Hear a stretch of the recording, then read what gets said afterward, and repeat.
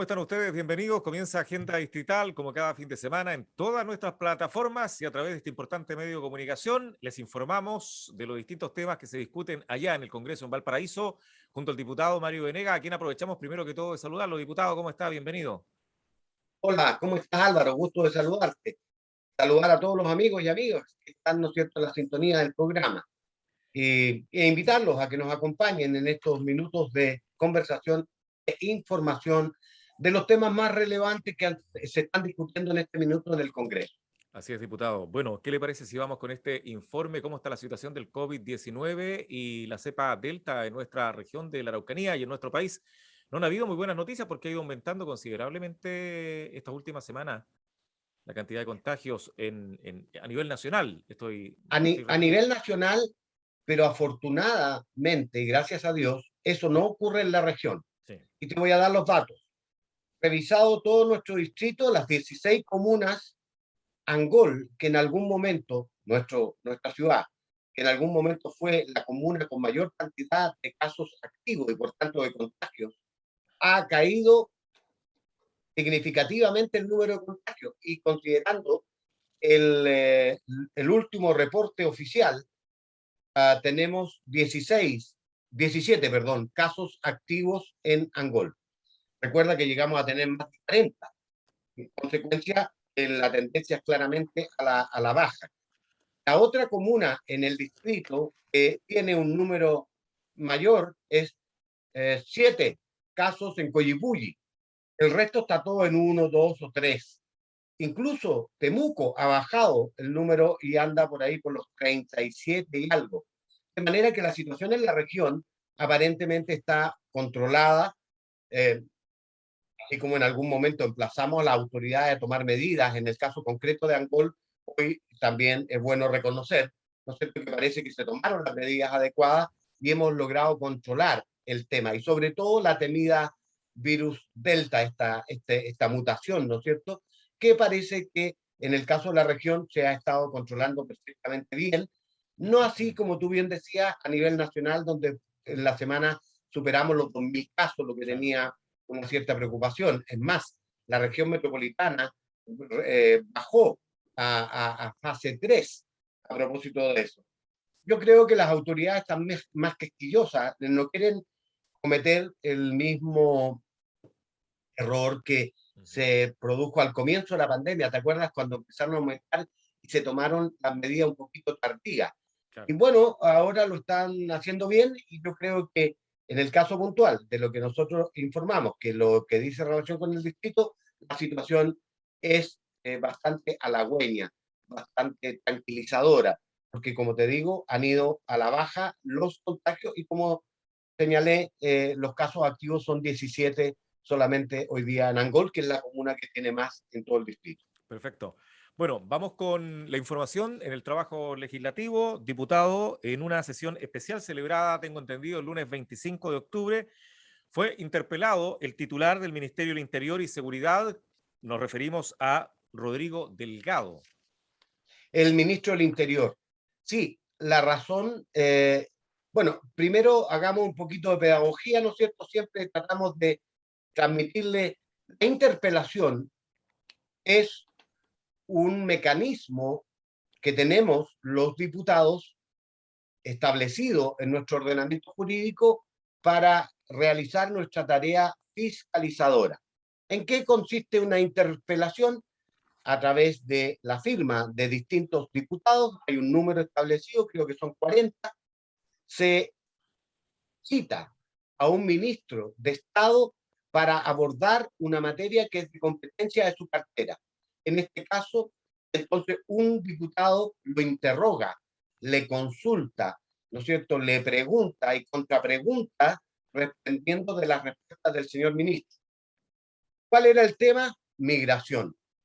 El grave problema que tenemos hoy en la zona norte del país, que significa esta llegada, ¿no es cierto?, masiva de inmigrantes, especialmente venezolanos en la última parte, y que han estado llegando de manera irregular, porque entran por pasos irregulares. Y Claro. ahí se produce un problema, porque ocupan, ¿no es cierto?, determinadas comunas, Iquique, por ejemplo, y otras, Colchane, generan un problema humanitario porque no tienen dónde quedarse, se instalan en carpas, y hemos visto cuestiones bien desagradables como que un grupo ultra, ¿no es cierto?, les hizo una funa, tomó las pocas pertenencias que ellos tenían hace algunas semanas atrás y las quemaron, lo cual fue repudiable, toda vez que no consideran el elemento humano que hay detrás. Esa gente salió de sus países porque están viviendo una situación caótica. Los venezolanos tienen una situación de inestabilidad política, de convulsión política, de problemas económicos tremendos. Y en consecuencia, se ha producido la inmigración más masiva que se tenga memoria. En el caso, se estima, han salido aproximadamente 6 millones de venezolanos a distintos países del mundo, y uno de los que quieren venir es naturalmente Chile, porque ven en Chile un país que le ofrece garantías de un mejor futuro.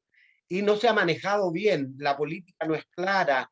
En algún momento el presidente Piñera, recordará, fue a Cúcuta e invitó y habló de que le iba a dar unas visas humanitarias, y eso se ha ido cambiando de posición y finalmente no existe, como dice nuestra candidata presidencial, Jana Proboste, una política de migración que sea ordenada, regulada, ¿no es cierto?, y al mismo tiempo humanitaria, que considere. Fíjate que incluso los haitianos, hay otro elemento que vimos en la Comisión de Derechos Humanos con una organización que los representa. ¿Sabías tú que una enorme cantidad de haitianos salieron de Chile y se fueron y cruzaron la selva colombiana, México, que es extraordinariamente peligroso, para intentar entrar a Estados Unidos, y de ahí lo están deportando? Y van con niños, incluso niños que nacieron en Chile. ¿Por qué? Porque los haitianos no encontraron eh, un país que los acogiera, que los acogiera de verdad, es decir, que los respetara, que los apoyara, y abusaron con ellos, les arrendaban a unos precios exorbitantes unas verdaderas posilgas, cité, casitas pequeñas, piezas en definitiva, con muy pocas condiciones. Y eso genera un problema humanitario. Si esos niños nacieron en Chile, son ciudadanos chilenos. En consecuencia, el gobierno tiene la obligación de ocuparse de sus ciudadanos en cualquier parte del mundo.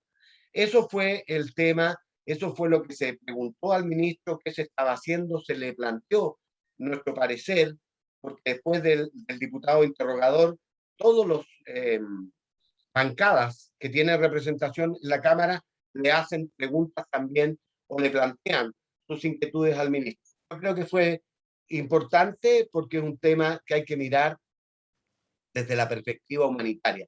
Esa gente no salió de sus países así por ir a la aventura, no, salieron obligados, expulsados. Los haitianos de la pobreza, los venezolanos huyendo de un régimen que hoy día tiene problemas muy serios. Y es lamentable, gente decente, profesionales incluidos, que vienen buscando una oportunidad. La migración es un derecho universal reconocido. Los países tienen derecho también a determinar en qué condiciones entran los extranjeros al país, pero tiene que haber una política clara, que al mismo tiempo sea ordenada, regulada, decente, y que considere el tema humano que hay detrás, la crisis humana. Entonces, recordemos por otro lado que este es un país de inmigrantes. ¿Ah? Piensa tú que a Chile llegaron, qué sé yo, franceses, alemanes, suizos, italianos, polacos, yugoslavos, franceses lo dije, eh, chinos en algún momento, árabes en una cantidad enorme de distintos países, Siria, del Líbano, ¿no es cierto?, de Palestina, etcétera, y son respetables colonias que hoy día viven, habitan y han sido un aporte para el país. Ese es el tema que tratamos con el ministro Delgado, el tema de la migración.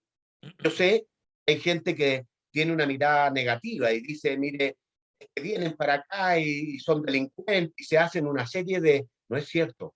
¿Ah? El país tiene, si hay una política ordenada, la posibilidad de exigir los antecedentes de las personas. ¿ya? Y si tiene problemas, se le niega el paso nomás. Eso es lo que hacen regularmente. El problema es con los que ingresan irregularmente. Pero a esa gente hay que darle un plazo, como hacen en Estados Unidos.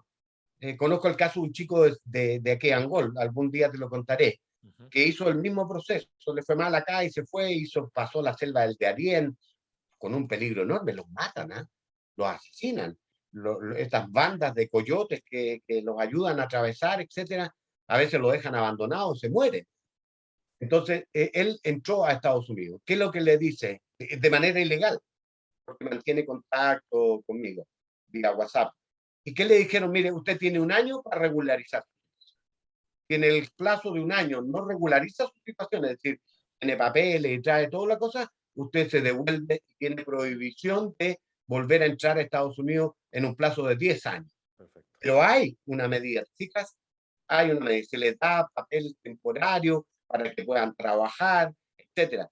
Y esto es lo que no está suficientemente bien normado en Chile y por eso necesitamos una ley de migraciones que se haga cargo de esto. Este no es un problema de Chile, es un problema de todos los países de Latinoamérica. No podemos dejar abandonados a esos venezolanos, a esos haitianos, a esos colombianos que llegan a su suerte. Tenemos que tener una política clara en esa materia. Eso es. Perfecto. Ok.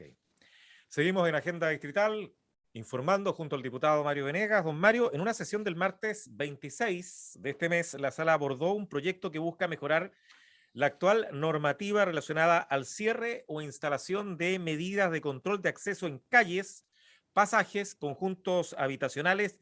Todo esto, motivos, por supuesto, de seguridad para la gente. Este es un tema que se da especialmente en las grandes ciudades, en la Vamos a región acercar. metropolitana, por ejemplo, y en las grandes urbes, donde el problema de la falta de seguridad, la comisión de delitos es muy frecuente.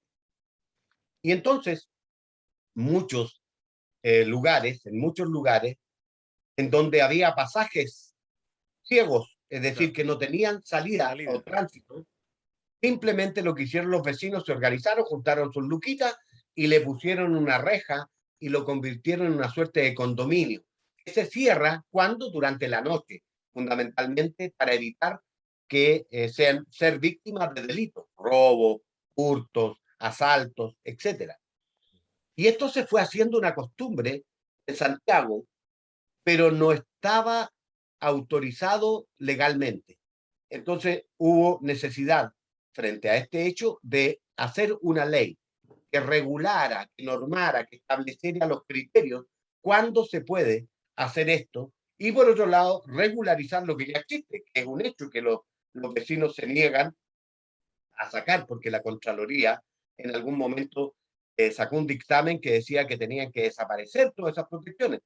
Pero la pregunta es, ¿cómo conciliamos? Si el Estado es incapaz de darle seguridad a la gente, ¿por qué le va a negar que con sus propios recursos tomen medidas que apuntan a generar un poco más de seguridad? ¿Te fijas? Ahí lo que llamamos en la legislación bienes jurídicos que colisionan. ¿Ah?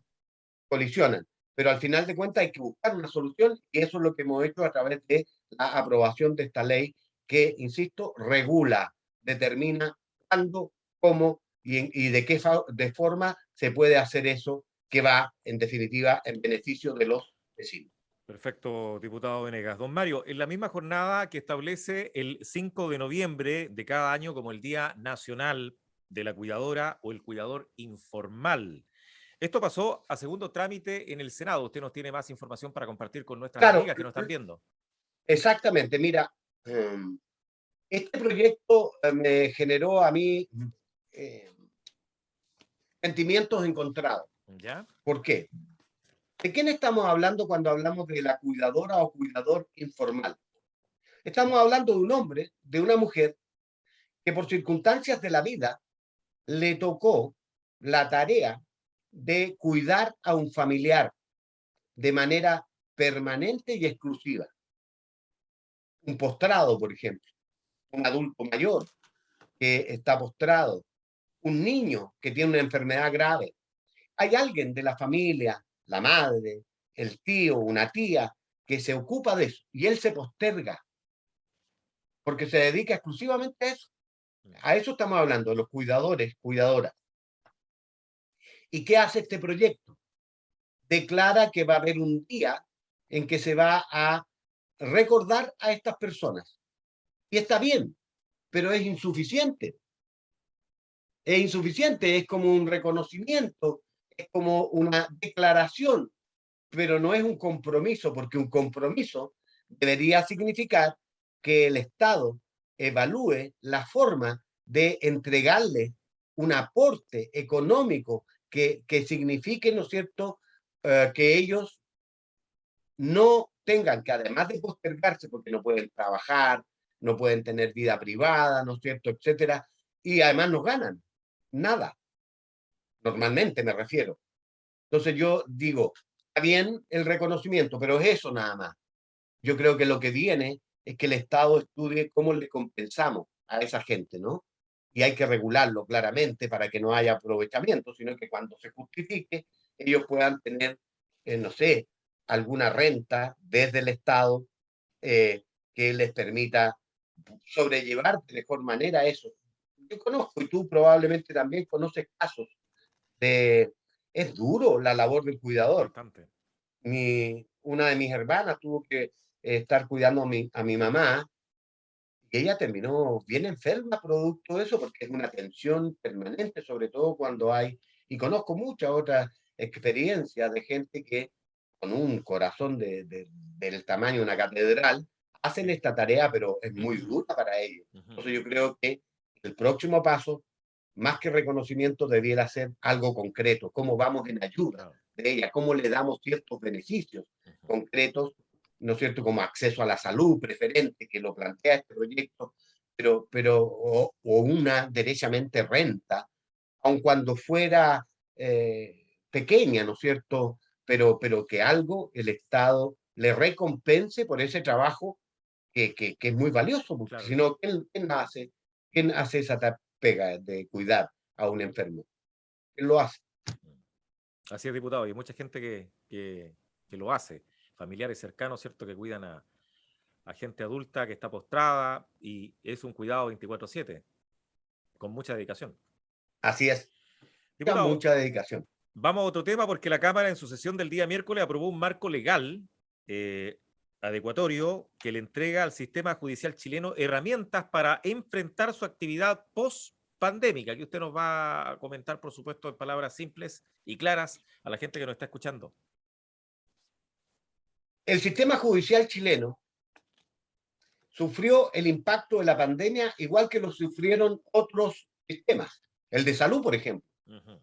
Si nosotros consideramos la cantidad de operaciones que se dejaron de hacer, la cantidad de consultas a especialistas que no se hicieron, las muchas consultas que se hicieron vía telemática en el ámbito de la salud mental y en otros ámbitos. En educación pasa lo mismo, en economía pasa lo mismo. Se ralentizó todo el proceso, lo cual significa que en el sistema judicial se acumularon causas, muchas causas, que no se pudieron ver porque no se podía hacer presencialmente, porque no se pudieron hacer los interrogatorios, etcétera, etcétera. Entonces, este proyecto de ley, que es el mensaje del Ejecutivo que fue a defender el ministro de Justicia, señor Larraín, busca hacer adecuaciones en el sistema para que ellos puedan apurar los procesos post pandemia y podamos, ¿no es cierto?, ir sacando todo este verdadero tapón que hay ahí es como un dique Mm. donde se han acumulado muchas causas y es por eso que hay hoy día gente que, por ejemplo, está con prisión preventiva y lleva meses y todavía no va a juicio y en consecuencia de que sea inocente, está ahí, ¿no es cierto?, todavía en prisión. Y eso no es bueno para el sistema. Así que de eso se trata el Perfecto. proyecto que tú comentas. Perfecto, diputado. Vamos a otro tema, don Mario, porque la corporación rechazó el conjunto de las observaciones formuladas por el presidente de la República a una modificación a la ley que aprueba el estatuto de los profesionales de la educación en diversas materias, por supuesto, en el orden laboral. Eso es lo que se ha conocido como el rechazo al veto presidencial a el proyecto de ley se llama el proyecto de ley de titularidad docente. Docente. ¿De qué se trata? Eh, la legislación nuestra señala que todos los organismos públicos, incluidos los municipios y los departamentos de educación, no pueden tener más de un 20% de profesores a contrata. ¿Qué ocurre en la realidad? No cumplen la ley. Y no la cumplen, ¿por qué? Porque no hacen los concursos por distintas razones para que los profesores puedan postular y lograr la titularidad. Conscientes de ese problema, que llegaba en algunos casos al 40% contratados, 50% contratados, nosotros en el 2016 hicimos una ley y aprobamos una ley que le otorgó la titularidad por el solo imperio de la ley a todos aquellos profesores que llevaran 3 años continuos en calidad de contratados o 4 o más en discontinuos. Un tremendo beneficio para los profes. Fueron muchos los que consiguieron la titularidad. Ahora, tú me preguntarías, y cualquiera, ¿por qué la titularidad es tan importante? Porque cuando están a contrata, todos los años están con el alma en vilo, porque no saben si le van a renovar el contrato o no. No saben si van a continuar trabajando o no, porque se renuevan todos los fines de año. No hay una seguridad económica de por medio. No hay seguridad y estabilidad laboral, no hay seguridad económica, no pueden tomar, ¿no es cierto?, decisiones de endeudamiento, por ejemplo, para adquirir una casa, para comprarse un vehículo, para mandar a sus niños a estudiar, Claro. porque no saben si al año siguiente van a tener trabajo. Y esto es un problema grave que afecta, ¿no es cierto?, a muchos funcionarios públicos en general, pero estamos hablando en particular de los profesores y profesoras. Lo hicimos el 2016. La realidad 2020-2021 es que siguen incumpliendo la ley y hay más de un 20% de personas en calidad de contrato. Entonces dijimos, renovemos la ley, en los mismos términos del 2016, en las mismas condiciones. Bien, la aprobamos nosotros en la Comisión de Educación que yo presido, se aprobó en la sala, en la Cámara de Diputados, se fue al segundo trámite en el Senado.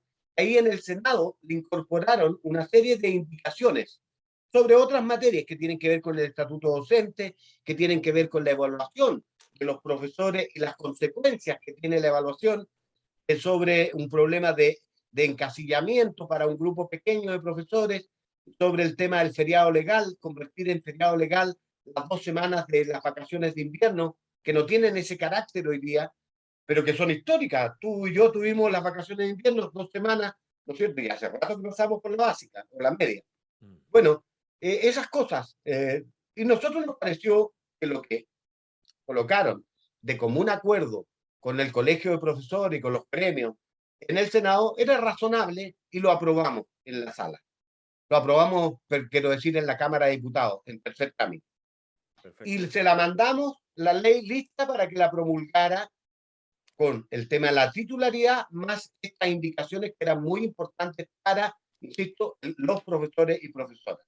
Okay. Y el presidente y su ministro, en una actitud incomprensible, me juicio, y además inadecuada, impropia, inoportuna, manda un veto supresivo, es decir, indicaciones que sacaban del proyecto de ley todas esas cosas, o más bien 4 cosas, que habían sido muy bien valoradas por los profesores. Se echó encima a todos los profesores de Chile.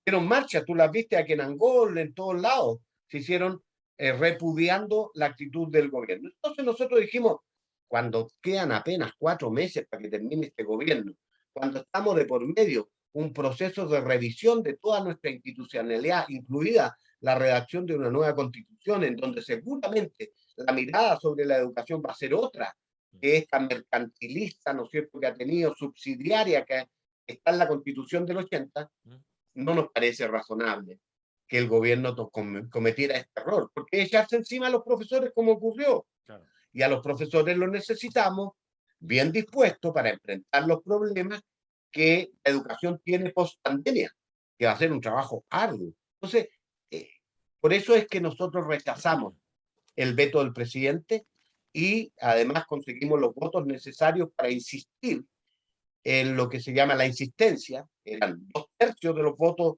de los diputados presentes en la sala y lo conseguimos, de manera que el proyecto quedó exactamente igual que como lo habíamos aprobado tanto en la Cámara de Diputados como en el Senado, lo cual Perfecto. es una gran victoria para los profesores y profesoras del país. Diputado, quedemos en el tema de educación porque esta semana se trataron importantes temas en la comisión que usted preside, la Comisión de Educación. Cuéntenos algunas informaciones que no sepamos por el momento, que es bueno que usted, por supuesto, nos comente qué se trató ahí. Nosotros estamos en este minuto viendo un proyecto que se llama de la brecha digital. Ya, perfecto. ¿Qué dejó en evidencia la pandemia? Yo soy autor junto con otros diputados, la diputada Camila Vallejo y otros. ¿Qué dejó en evidencia la pandemia? Había muchos niños, familias, sectores que no tienen acceso a Internet, porque simplemente ese servicio no llega a los sectores rurales, a los sectores aislados, incluso en sectores urbanos de grandes ciudades no llega el Internet. Aquí en Angol también hay sectores en los que no te llega el servicio, porque simplemente está copado lo que tienen, ¿no es cierto?, disponible. Entonces no puede acceder ni a Internet, ni a televisión por cable, ni a telefonía. Pasa aquí en Angol, en un número más reducido que lo otro que estamos diciendo, pero eso plantea un problema. ¿Cómo esos niños estudiaban de manera telemática si no tenían acceso a Internet? Claro. ¿Te acuerdas la imagen esa que mostraron de unos niños En el del cerro. campo que se subían literalmente a la El punta cerro. del cerro para poder tomar algo de señal? ¿O niños que vimos arriba de sus casas para poder tomar algo de señal que era mala, inestable, de poca velocidad, etcétera? Entonces, esto es lo que plantea este proyecto, la brecha digital, acortar y decir, mira, es responsabilidad del Estado garantizar que todos puedan tener acceso a eso. Si no, no tienen acceso a una educación. Claro. Y eso es discriminar. Uh-huh. Y como entonces el mercado de estos servicios de Internet, telefonía, etcétera, está dado por empresas privadas, el Estado tiene que hacer algo al respecto. ¿Por qué? Porque el espectro electromagnético, que tú sabes bien de esto porque trabajas en radio, trabajas en televisión, ¿no es cierto? Es del Estado, es de todos los chilenos. Y el Estado lo entrega en concesión a aquellos que presentan proyectos. Y como es de todos los chilenos, como contraprestación, el Estado debiera pedirle y exigirle a esas empresas que lleguen allí a todos esos lugares, subsidiando aquellos lugares donde para ellos, como empresa privada, no es interesante porque no es rentable económicamente. Claro. Por eso no llegan a los campos, porque son pocos los clientes. Uh-huh. Por eso se quedan en las grandes ciudades.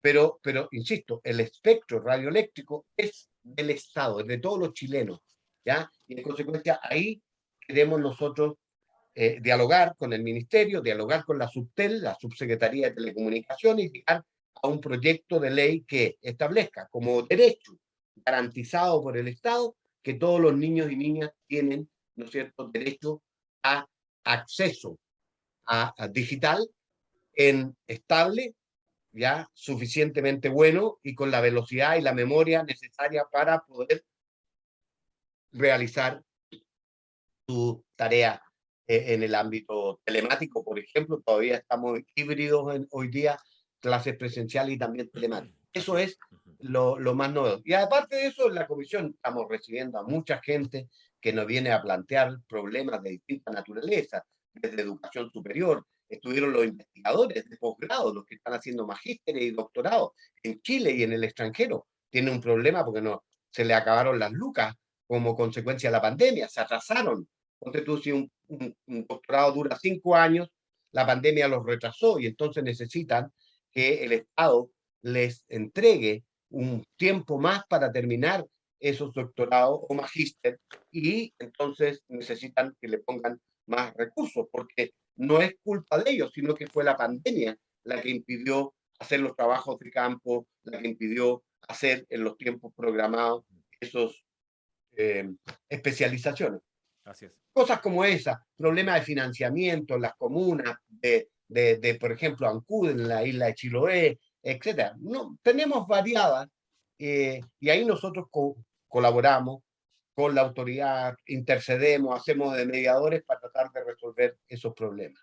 Perfecto. Don Mario, vamos a otro tema que es de preocupación de todos nosotros, que tiene que ver con día a día siguen subiendo los combustibles, las bencinas y también el gas. Situación que no se detiene, que sigue avanzando. La alza de precios, diputado Venegas. Estamos muy preocupados por eso, no solo preocupados, sino ocupados. Mira, la bancada de la que yo formo parte, que es la bancada de la democracia cristiana, respecto al tema del gas, hicimos una presentación ante la Fiscalía Nacional Económica para que investigara lo que nosotros estimábamos era una suerte de colusión que hacía que el precio del gas estuviera más alto de lo que correspondía. Ya. Y estábamos en lo cierto. La Fiscalía ya terminó la investigación y determinó que hay prácticas abusivas en las tres grandes empresas que controlan el mercado y distribución del gas en Chile. Son tres no. Y han obtenido ganancias muy superiores a las que correspondía, porque este valor no está regulado por ley. Entonces ellos, eh, eh, como concentran todo, concentran la producción, el envase y posteriormente la distribución, de ellos ponen los precios que quieran. Así que la Fiscalía está tomando medidas para que sean entidades distintas.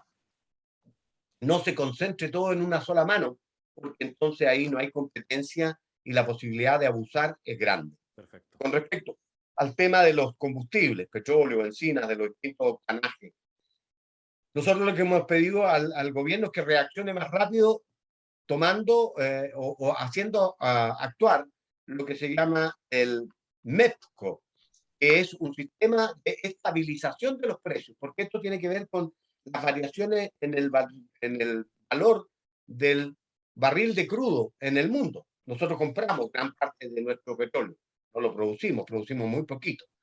Y entonces, para eso tenemos un sistema de estabilización de los precios. El gobierno lo ha hecho tardíamente y no, eso es lo que hemos estado planteando. En algún momento se planteó como solución, y aquí en Angola algunos amigos me han mandado WhatsApp en esa dirección, que estudiáramos rebajar el impuesto a los combustibles, que es una cantidad importante del valor de un litro de benzina o de petróleo. Pero todos los técnicos nos dijeron que esa era una mala política pública porque al final terminaba beneficiando a los que más tienen en desmedro de los que menos tienen. Los más pobres no tienen auto, no echan combustible. Claro. ¿Ya? Y en cambio el que tiene 3, 4 autos se beneficia más que aquel que tiene el autito. Es lo que técnicamente se llama un impuesto regresivo, porque al final se benefician más los que más tienen, cuando lo que debiera ocurrir es que se beneficien más los que menos tienen.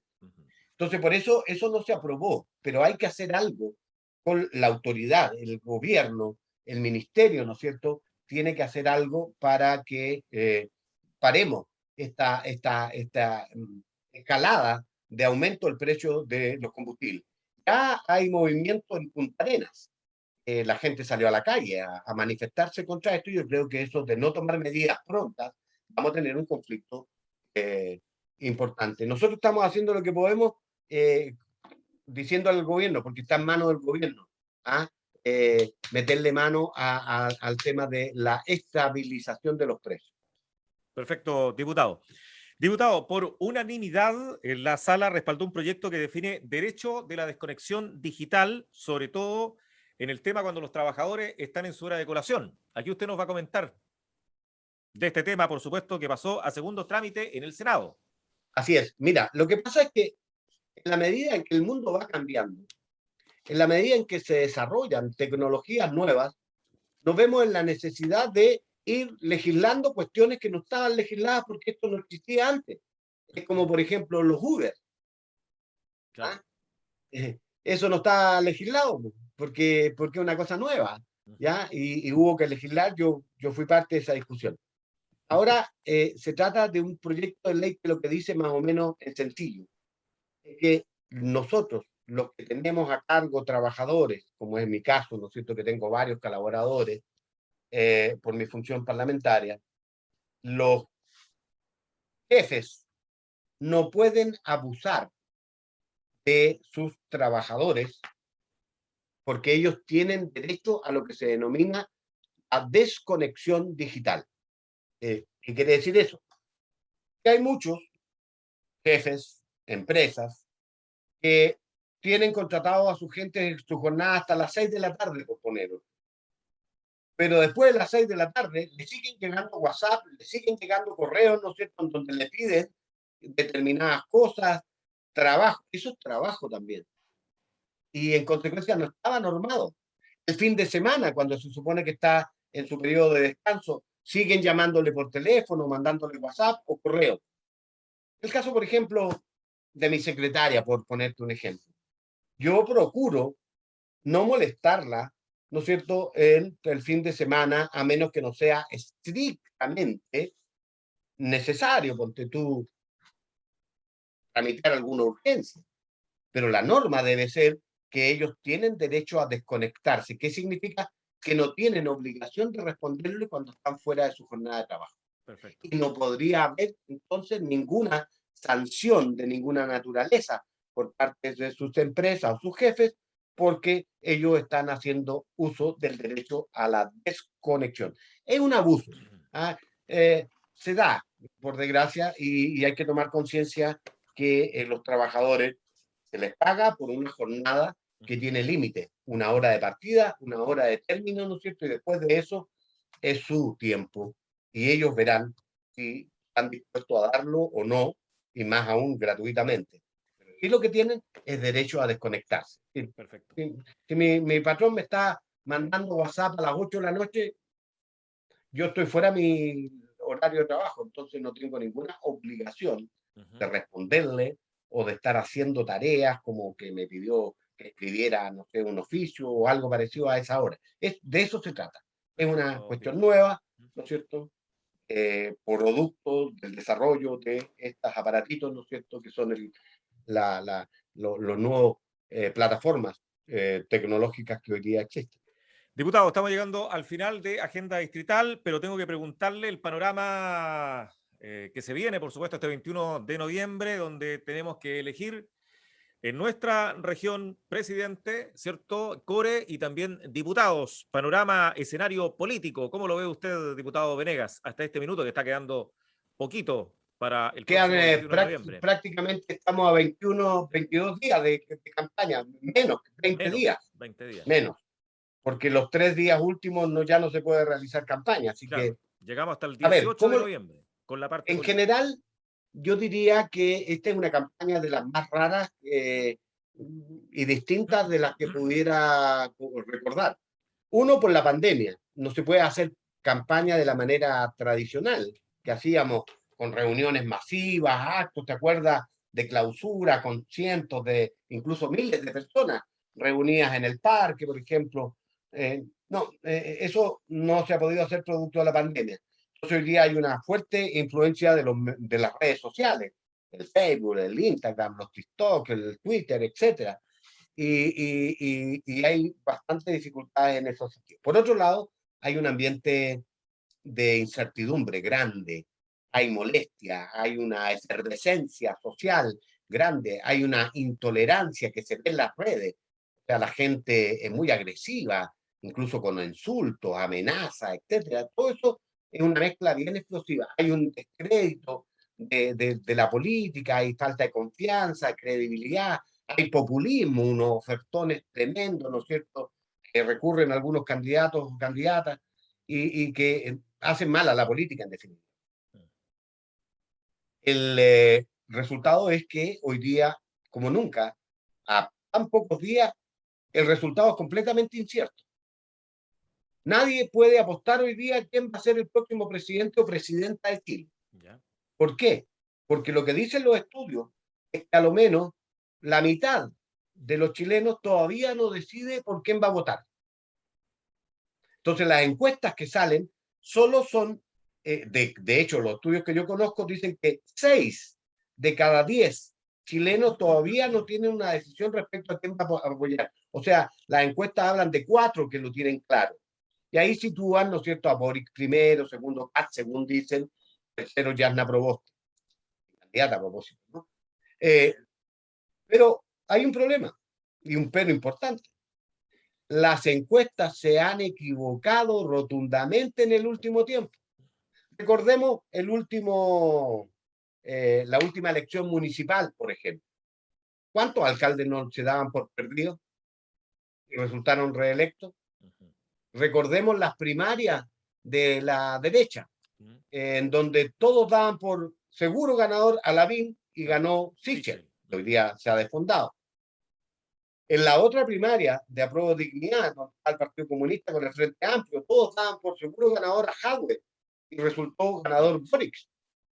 Entonces, aquí está la mejor demostración de que las encuestas se han equivocado. Y esto técnicamente los especialistas llaman que está muy líquido. Ujú. Hay mucha incertidumbre, no hay claridad. Antes, por ejemplo, en la elección presidencial pasada, ya tempranamente se sabía que el que punteaba arriba era Piñera, ¿no es cierto?, respecto de Guillet, por ejemplo. Y era, a esta altura ya estaba claro, relativamente claro que eso iba a ocurrir. Hoy día no está para nada claro, es incierto. Y eso también se traslada a los cores, también se traslada Diputado. a los candidatos a diputados. Recordemos que también influye el tema dinero. No es lo mismo tener el apoyo como Sichel del gran empresariado que ha reunido una gran cantidad de donaciones que a Yanna Proboste que tiene menos aporte y por tanto tiene una campaña bastante más austera que se nota. No está en las radios, no está en las pancartas, si uno mira, no hay. ¿Y por qué? Por falta de recursos, obviamente. Eh, porque esto resulta caro. Espero que eso se corrija, en el caso de Yarna, al menos en la última 15 días de la campaña, para que la gente sepa ella es una opción en la papeleta. Veo difícil, panorama difícil hacer un pronóstico hoy día. La gente está trabajando, desplegada, ¿no es cierto? Los candidatos, Andrea Parra, que va a la reelección, Jorge Zafirio, que intenta, junto con Renato Audi, reemplazarme a mí en el distrito dentro de mi partido. Están trabajando, haciendo su mejor esfuerzo, lo mismo los candidatos a Core, hay muchos, muchos, hay hartas listas también. Ujú. Así que la conclusión final es que está difícil hacer un pronóstico a pesar de que estamos tan Tan cerca. cerca Ujú. de las elecciones. Lo que yo diría a usted, estimado amigo, a usted, estimada amiga, piense en Chile, piense en lo que necesita. El próximo gobierno va a ser un gobierno muy complicado. Necesitamos gente que tenga capacidad, conocimiento del Estado, conocimiento de la política y que no nos vayamos a los extremos, digo yo, desde mi condición de un hombre de centro, para que tengamos la orden, la seguridad y la capacidad de darle gobernabilidad al próximo gobierno, que va a ser muy complicado. Perfecto. Muy complicado. Por razones económicas, sociales, políticas, etcétera, ¿no? Ok, diputado, no alcanzó el tiempo. Gracias por estar nuevamente en el aire con Agenda Distrital. El próximo fin de semana vamos a seguir, por supuesto, conversando distintos temas allá que se discuten, por supuesto, semana a semana en el Congreso de Diputados y también en lo que tiene que ver con educación que usted preside. Gracias, Álvaro, y gracias a ustedes, estimados amigos, que estuvieron siguiendo el programa. Si les pareció interesante, los invitamos que nos encontremos la próxima semana por este mismo canal, amigo. Buen fin de semana.